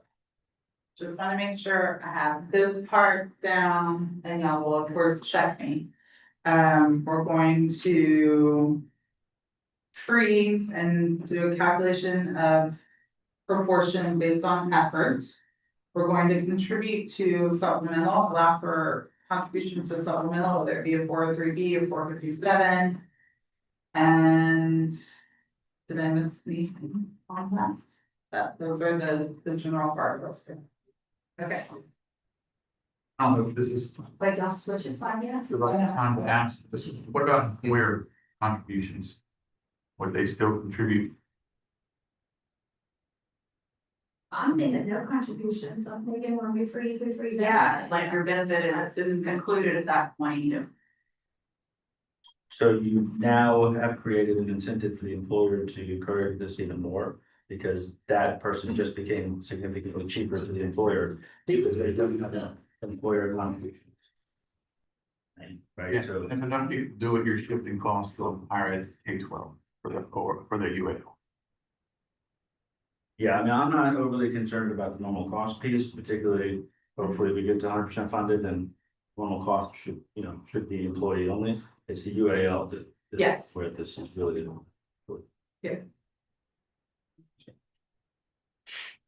It says sick leave, Yeah, if we're adding staff, we need to add paid. Here as well. Yeah. So sick leave for an employee on paid retirement shall be reduced proportional to the reduction in. But these are just conversations with the system, we're not putting this in policy Oh, or sure. legislation.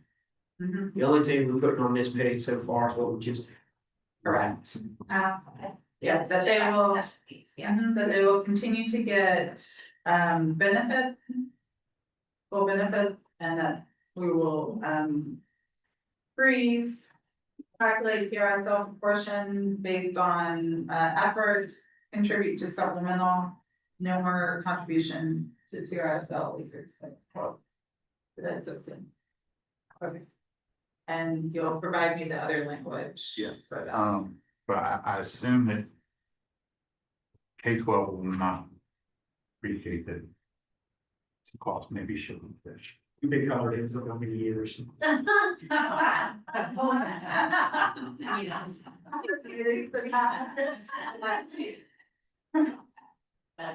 Yeah, next slide. Okay, so providing additional lifetime income. These were the comments that we discussed. I think it goes to what we talked about. I don't think we missed anything on here.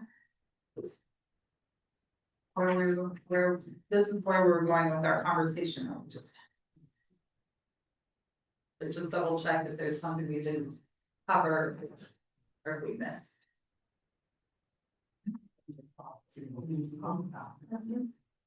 So I think we're move forward. Great.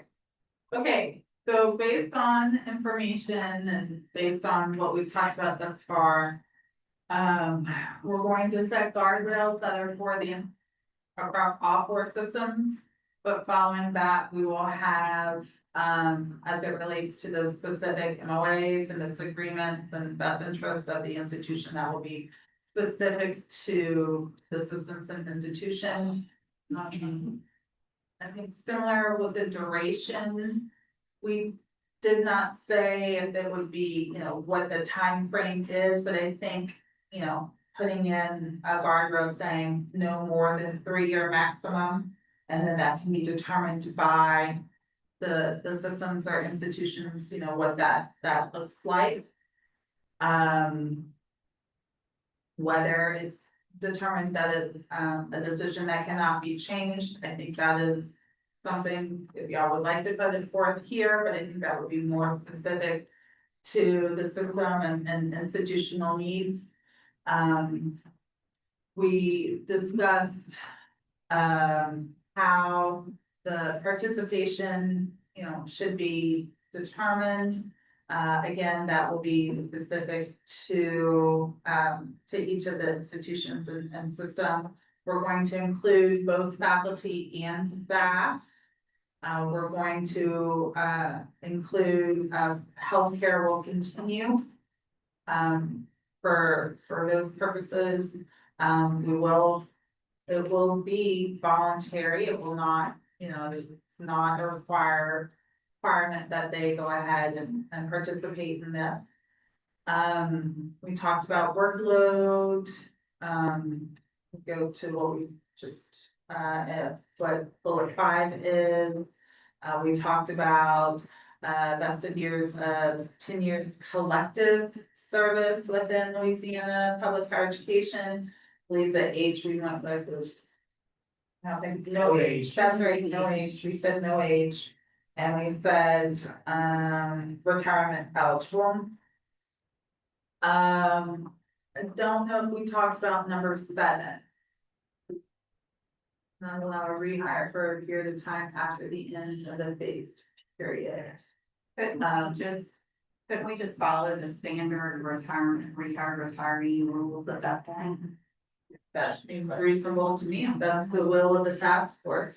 Well, so currently, there's a 1-year waiting period, but if you go, that doesn't stop the person from returning or for the institution from hiring.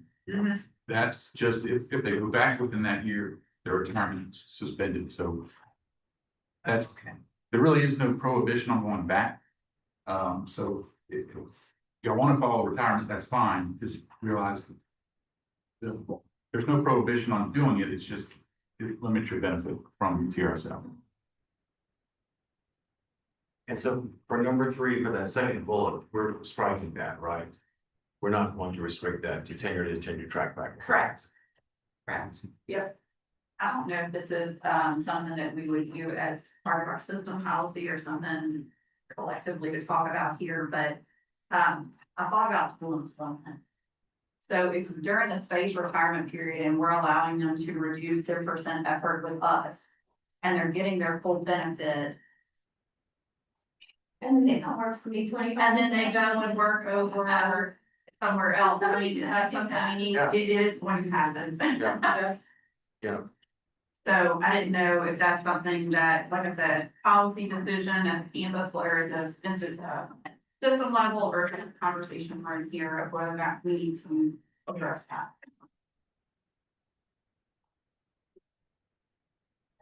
Well, I have that question too about number 7, what you were saying.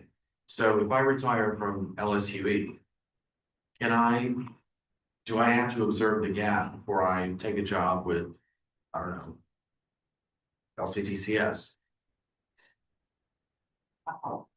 No, you can go to work for LCTCS, but if you go back within a year of your retirement, TRSL benefit will be suspended until you reach that 1-year. Until that year? Okay. When you get hired, the receiving HR department is running that all through coming and saying, Okay. what's gonna happen? They look you under the system, like, oh, I've never even experienced that. Usually that's what you tell me you don't want to work. It's We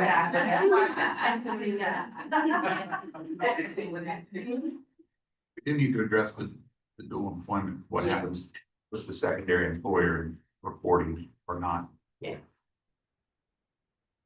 What is the will of the task force, or do we need to take that, ruminate, come back on that? I don't know if anybody else has opinions on it.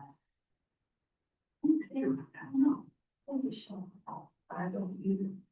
So then I do it at this level. I personally don't think it should be allowed, but I can also see where a faculty member would say, well, this is. Yeah. Tying my hands on what I can do, and it's not really that much of an incentive, but. I'm retiring and I wanna go work for IBM, and I don't think for a little bit. The difference is they're receiving a benefit from their power system, they're receiving their salary from us, and they're going to another state agency. So they can go work for IBM, they just can't go work for wildlife and fisheries. Wildlife and fisheries is lasers, so. That's laser. Or that they no big deal.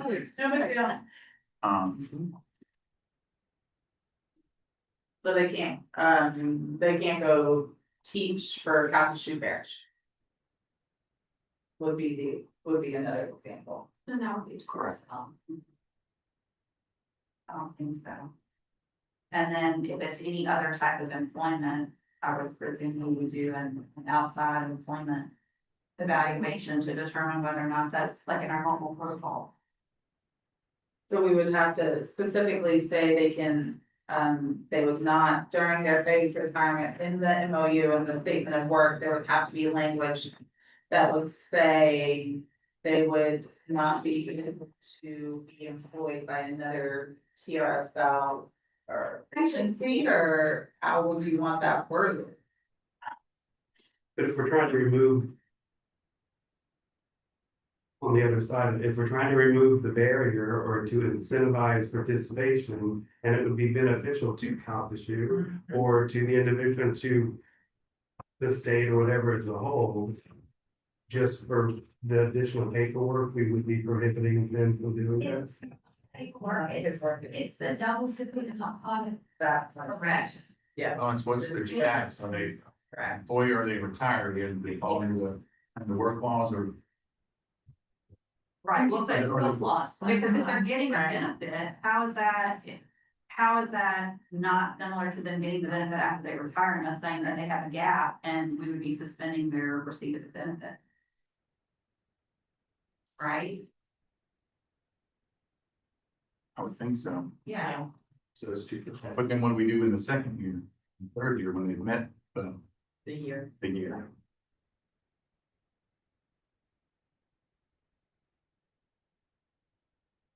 I just think it should. I think it muddies the waters, and it is a double dipping situation, and it is ultimately to protect that individual from maintaining their incentive. The whole point of being able to do it. And again, I also want to say, it is voluntary. There's nothing about going into the phased retirement, there's not a you must do this at this time. They can do everything, fill out the paperwork, and at the end say, this is not. It's wide open with all of the impacts and they make a decision. And when they choose that, I think our forms need to say, I'm Right. testing to this, I understand this, I'm testing to that. Right. And they know all things. Yeah, I acknowledge that I have received information on 1, 2, 3, 4. Yeah. I So, think that part needs to be in the report, I need to put that in the law. very much. Okay, so no dual enrollment, got it. Sorry. Apologies. I put on my other hat for shocking in there. Please dual enrollment, no you want. Got it. Okay. All right, so we can move into the next section. So for the most part, everyone said yes. That it would be good. Beneficial to increase from 6.2 to 8%. However, as was noted throughout all of these discussions is the cost. And the analysis remains about the same, that it'll cost about $12 million across the entirety of the board, of the board system. So, you know, happy to put forth a similar recommendation that we had in our previous task force, which I've included the language here, for your review, which is, you know, which is this, I think, it would be good to say, you know, the institution, you know, has, or the system rather, can choose to increase the employer rate from 6.2 to 8%, whether or not they receive additional funding, or not. That is always a choice that each of your systems have. So it may not be established a minimum employer, or it would be, you know, based on, you know, funding received, to cover the additional costs. So, and again, I wanna make that this is the language that was, this is the exact language that was put forth in the previous task force recommendation, which is why the dates and the amounts are would be different. The vote that we're talking about, that would, the constitutional amendment is set for April 2026, and at present, the savings are about 89.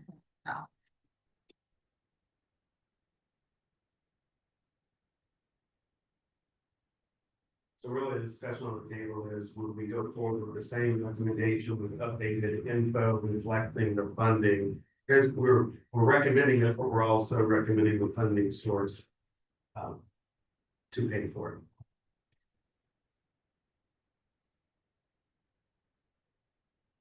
Against this.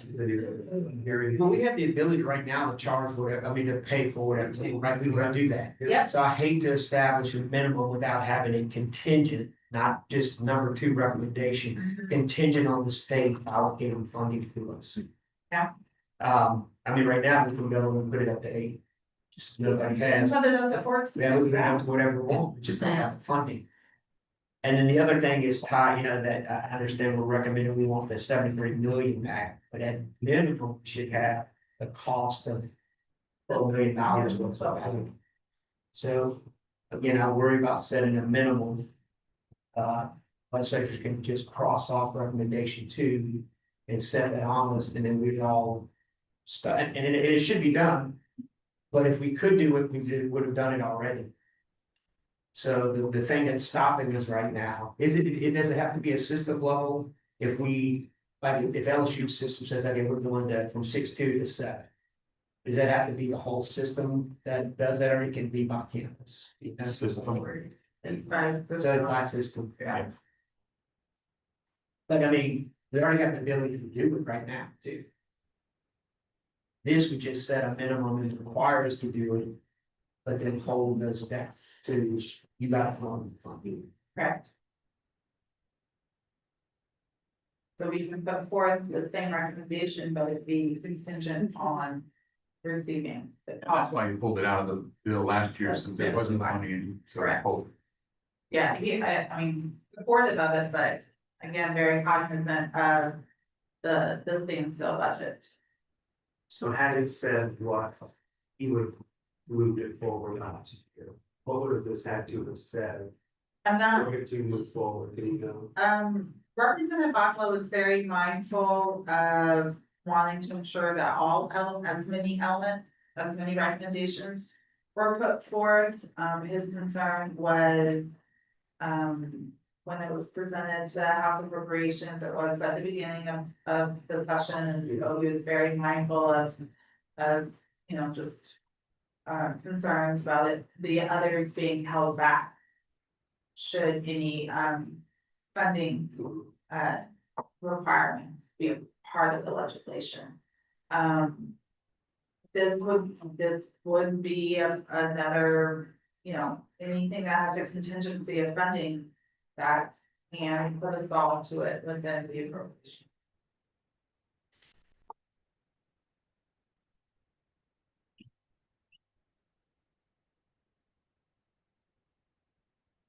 again, happy to put it forth, happy to say, include the language. In the end, Rock Rockland is, So, So tell me how we Thank you. can see it.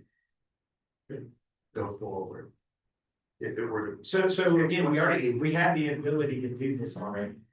It's just, this is now going to set it at the minimum, and it's gonna put the whole responsibility on the institutions to find the money. For whenever this goes into effect. So what I was saying, again, if we wanted to do it, we could do it right now. If we had the funding, but I would say that something like that would be contingent on the funding coming to us to cover that. And it can come from the sweep of the savings. I mean, we're all the savings for higher education, right? To K through 12, we give them the pay raises. Again, we're supporting K through 12. But I mean, that was our fund that we used specifically for higher education. Some of that should come back, and I think a great part of that, if it even happens, I mean, this might not even pass, right? So I mean, great, it's got to pass first, but if it does, then we can scoop some of that. We're hoping to scoop 100% of it, but at least minimum amount to do this to help our employees who are in the OLP. So what would your new sliding team be in that scenario? I would basically combine recommendation 1 and 2. And say this is contingent on us receiving the funding to enact this minimum. And the funding can come from a private. It can come from anywhere. But it would be contingent on receiving, the cost of, approximate $12 million. Correct. So even, I mean, this other recommendation is tying it directly to that, if it doesn't pass. Yeah. If it doesn't pass, Right. then we'll still do it, just find us the money to do. That's one way, and I understand on the ORP way, which I was in for 30 years, this would lock us into having to do that, so it's good for the employee. The issue is, where are we all gonna come up with the funding to do that?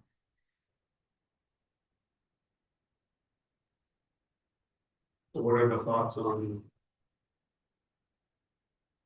Almost as if it's a motion, it's almost as if Tommy's made a motion, we haven't necessarily made a motion, but. A suggestion of what the recommendation could potentially be, which is obviously a different frame from where this was last year. I think if it's gonna pass, it will pass the way the time. Yes. Put it out there. I think it's important to get support for higher education.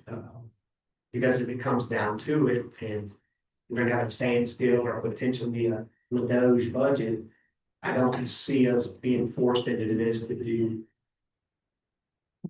I think we can also include language in here, which would highlight that, presently, our systems, we may choose to increase the contribution rate, the employer contribution rate, and that is certainly an option that they have, and I think including that type of language as well would be beneficial. So it's easy enough to put in that is contingent on receiving funding to increase from 6.2 to 8% At minimum. at minimum. While also noting that, employers do have the ability to increase it, should they choose to. Okay. Any objections to that? Okay, Thank we've got 8 minutes. 7 minutes.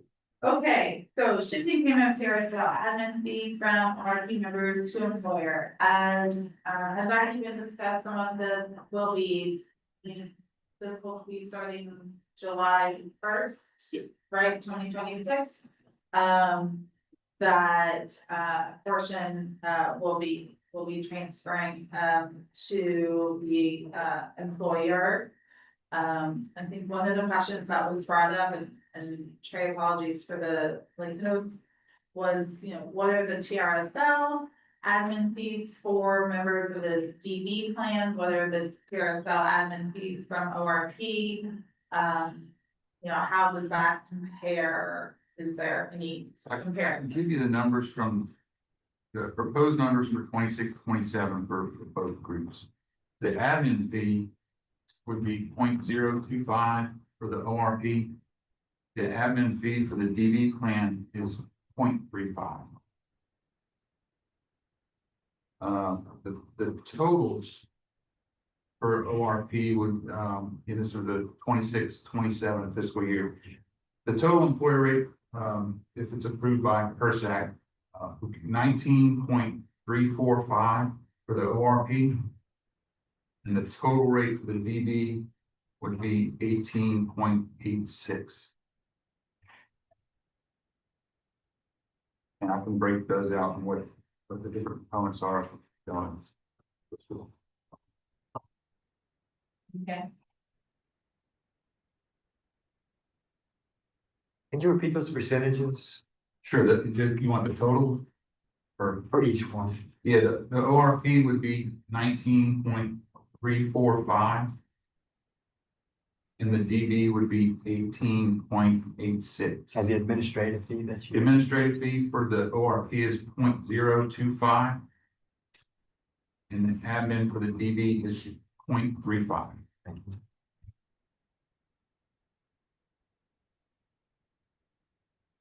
And that 19.345 for the ORP, Yes, that's just what's. That doesn't include the additional payment ORP plan to make right now to get it up to 6.2.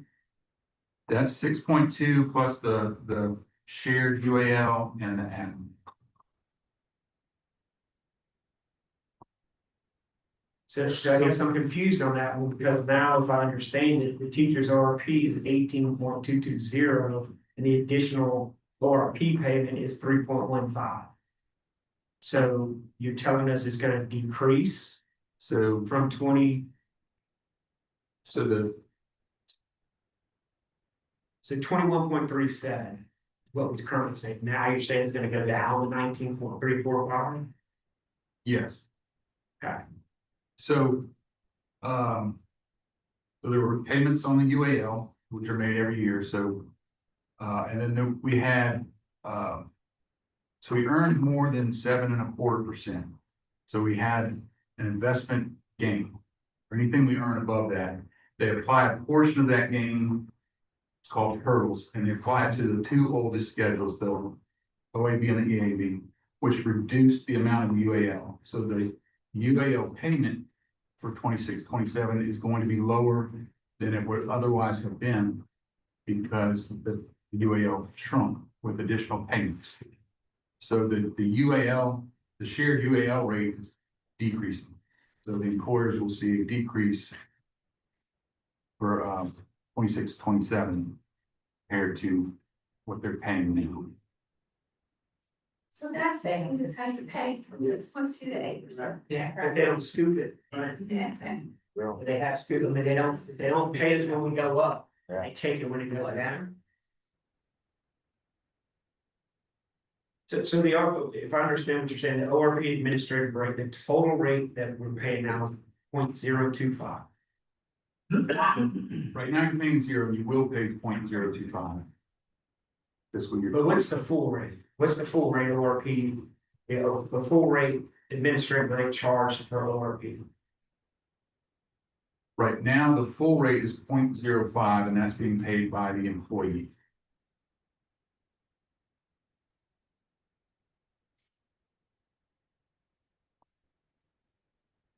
So for fiscal year 27, that'll be split.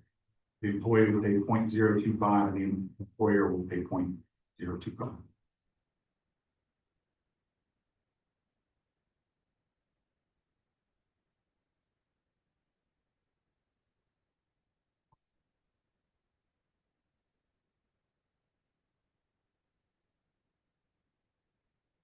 And there's no commitment for the next year of the other half going. Right now, no. No, it's just for the other. So the way the law is written is the employee, depending on the fee, the employee will pay the lesser of 1/2 of the fee. Or think 0.05. So they'll never pay more than what they're paying now if the fee increases. And then the balance is gonna be paid by the employer. So if the fee stays the same, the rate will be 0.025 going forward. If the rate increases, the rate for both would increase until the employees hit what they're paying now, which is 0.05. And so if the fee went above 0.1, then the employee would pay 0.05 and the employer would pay the balance.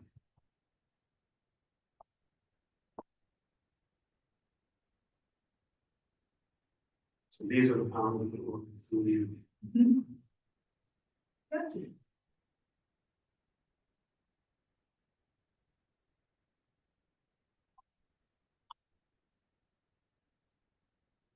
Would be using that entirety of the 0.05 or.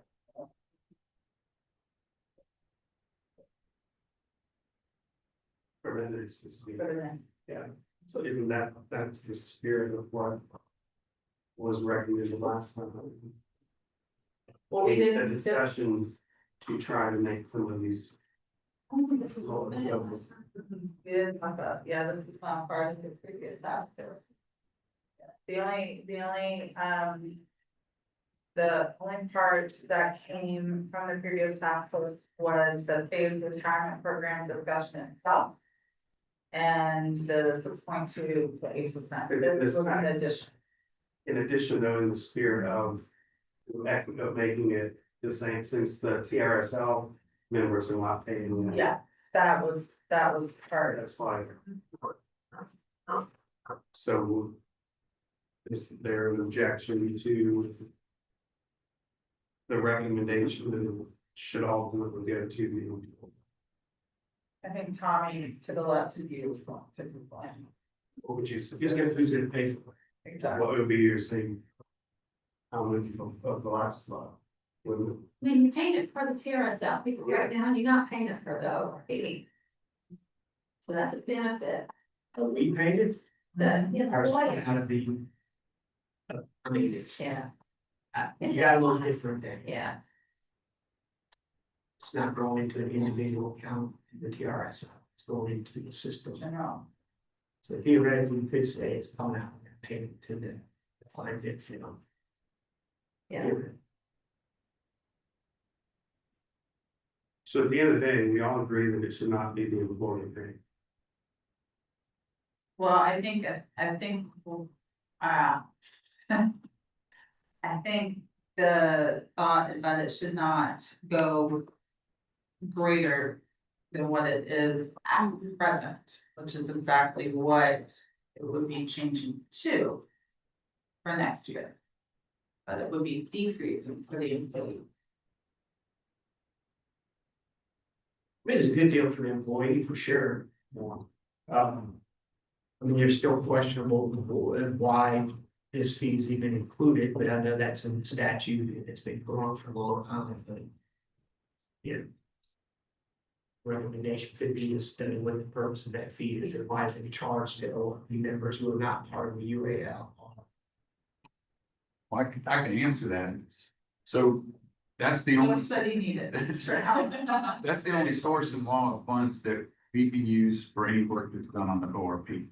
So, that we have an ORP consultant that monitors the 3 vendors and does quarterly reports to the board on the service levels the vendors are meeting and their investments that they're offering and fees that they're charging.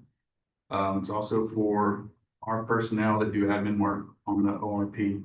So people that are reconciling contributions and sending them over to the vendors, people dealing with ORP enrollments, of our investment people working with the consultant to review the investment lineups of the vendors. And any kind of other outside fees, so insurance, bank fees, outside legal fees. These are all things that we cannot pay for out of the DB funds, because that's a trust and can only be for the members of the DB plan. So that's why we have it, and that's what the fees are used for. So another way of hitting this is really on a wrench, but How about taking a portion of the UAL paid by the ORP and pay that towards the administrative fee? Since really the UAL has nothing to do with the ORP members. How you like that, Gina? Sure. I'll accept that one. I don't have anything to raise, this is good. I heard that as a motion, as a strongly suggested recommendation. There you go. I will say when ORP was formed, the reason that ORP payroll is included is because the UAL is spread over the entire payroll of the system. And that's generally how other systems do it, when they create an ORP and there is an existing UAL, is that they spread it over the same payroll. I don't know if Jenny has anything else to add. I will. It's That's changed. I kind mean, I understand when it started, but a lot of things have changed. It used to not be, what is the normal? I mean, it wasn't that low. We had to go get the employer to put up more money just to get it to 6.2. So I don't think if we would set this thing up and you're paying 3%, you'd have probably anybody jumping into it. So I mean, a lot of things have changed since the initial approval of this plan. And plan sucks. We all know that. That's why we have these. And at the end of the day, the perception is that ORP employees are paying for something, correct? That. Correct. TRSL people who are. It's not really, yes, I mean, that's the. Well, you see what I'm saying? That is the perception that from an employment, from recruiting, from all of those perspectives. So we're trying to take that argument or that perception off the table. Correct? Isn't it? I know, So. I know the group I'm talking to, but that's the perception from y'all. That's not the perception from K-12. Of course, but that's because again, how long have we supported K-12? We got put money up for that. I think so it would seem to me that there's agreement in this room that we should put something forward like this on behalf of the people that we are representing. Is there any disagreement there? Because the HR are Yes. having their. They're huddling again. Huddling again. So let's give them a moment. I feel like it's the game, like the family feud, like right now. Okay, what's your, what is your? No, this family has no. So. Oh, yeah. What's the result of the house? Okay, so do you want to reframe your suggestion as a recommendation of how we? Yes. I am not a voting member of this. Help us frame what you're here. Help us frame what you're here. So. The spirit of our conversation. So what, basically what it comes down to is you take, some more of that 81 million. no, it would be reducing the payment of the UAL for ORP members by the amount of the administrative fee. And that administrative fee is coming out basically what the employer's already putting up for a UAL that has nothing to do with those. Well, it's not the UAL savings, it's actually pay a lesser amount of the UAL. Yes. I'm not. You can craft. I do, I thank you, I appreciate. That was just a thought, bro. Yeah, Complicated.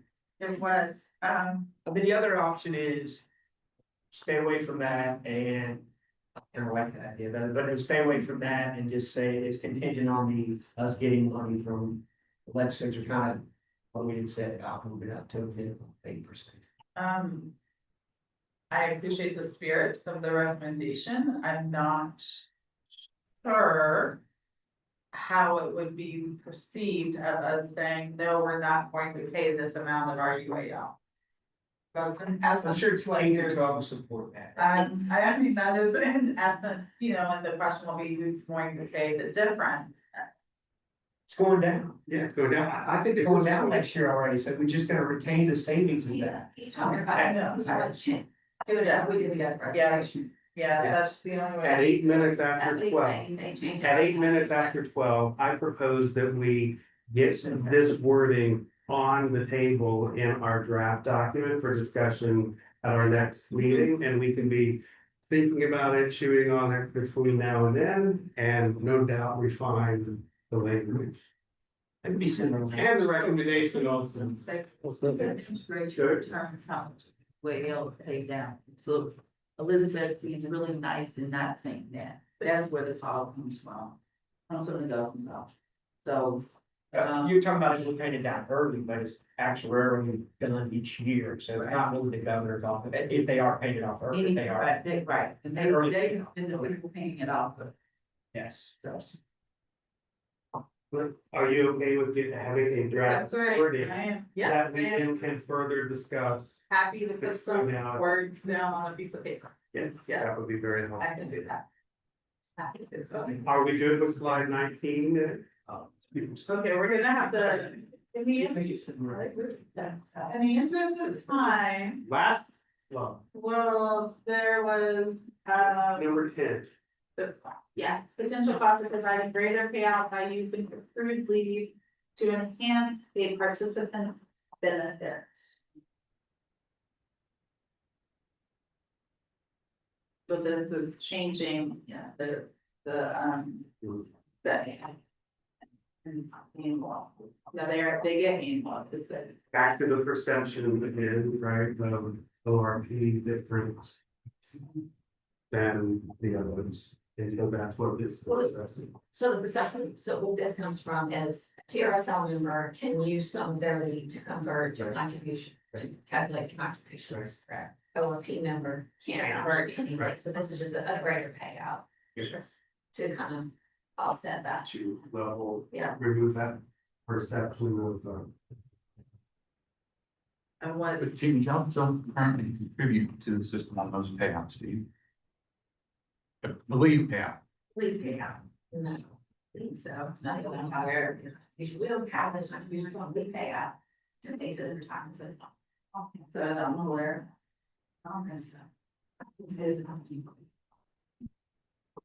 Would you want to contribute? Did let them have a bigger payout, would you want to contribute or keep it like it is now? I just feel like it is. Okay. So right now, in some of those to retire, TRSL or ORP. They get a total of 500 if they have it, right? 300 annual, 200 sick. This is just saying, a TRSL member, whatever else they have on the books, they do have the option, according to our rules, to be able to use it. But so just saying the ORP number to get more time paid out greater than the 500. So not an impact on TRSL at all, or on the employer paying it out. Tommy won't wanna pay it, but it's okay. So would that be in excess of $500? Yeah, that's 500. Yeah, I think our campuses. CFO is probably thinking. That's why I said Tommy. So the motive. We're just throwing everything out there. Would it be beneficial instead of just saying all of it, say up to? You know, another a certain number, and then it would constrain the cost. I'm just throwing an idea out there. so it's capped. That's very fast too. Right. So it's not necessarily going to be 100% applicable between PRSO and URP, but There's recognition Uh, of eligible. So what's the suggestion? Up to 600 hours. up to, yeah, I mean, Yeah. 600 seems. I mean, that's a step forward, that's a step. Why would it be equivalent? Same. What about we get an estimate for next time? For 100 extra hours or whatever stuff that. If we can make that. Are you Calculation. gonna ask me that? What you have to do is look, I mean, you're gonna have to look at all the ORPs who took termination pay at the end of last year. And then add an additional 100 hours times their rate of pay. That's gonna, I think that's, I don't think you could do those centrally, maybe the retirement systems couldn't.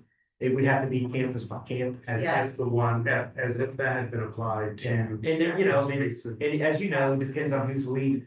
Like we have large contingent leave at a very high salary of our leadership, those were a lot higher termination pay payouts than maybe in a typical year. Yeah. But you can look at it over the last couple of years, it'd be, That would be, our HRA were doing all of that. that would have to be the subcommittee tonight. That'd been fine, but that's fine, so that you don't need to. Just at least give you a ballpark, and again, it changes every year. depending on We use how many people. But if that goes into legislation, the legislative fiscal office is gonna do something like They that. would have figure to, out. yeah, They're and doing something like that. They would come back and ask for fiscal, that's all. correct, Yeah. they would say the board of regents, can you get this, and then I would say, yes, let me reach out to my. Transportation. You know, it's just an estimate. Okay, I think we can do that, and then we can get a cost analysis, and think we can move to the slide. Alright, so based on the conversation today, which does not surprise me based on the previous task force. Is that there seems like we'll likely, depending on how the November 12th meeting goes, we may need to add another meeting. Sometime between November 12th and likely December 15th, knowing all of our holiday schedules. For next meeting, we'll have a draft of everything that we spoke about, much more synthesized report structure for your review, and then the return to work group at TRSL, Catherine Whitney will be coming to present what that is looking like and what the information is. It may have, and this is also why I'm prepping us to maybe need another meeting. But some of what they bring may have impacts on some of the recommendations that we're talking about here today. So we may have to just huddle up one more time to make some minor adjustments. I might suggest we go ahead and give a December date on the calendar. Go ahead So and give one to you. it's, yeah. Thank you. Sure, I can do it. I got all y'all board meeting. On our. I think down here too, on the 10th. They did, okay. Yeah. They just, they did it. So Okay. if- unless there is any other business. Going once, twice, 3 times, real fast. Yeah. I'll entertain a motion to adjourn. Motion to adjourn. Second. Okay. There are no opposed, I'm pretty confident. Enjoy the rest of your day. Thank you, Elizabeth. I mean, it's this.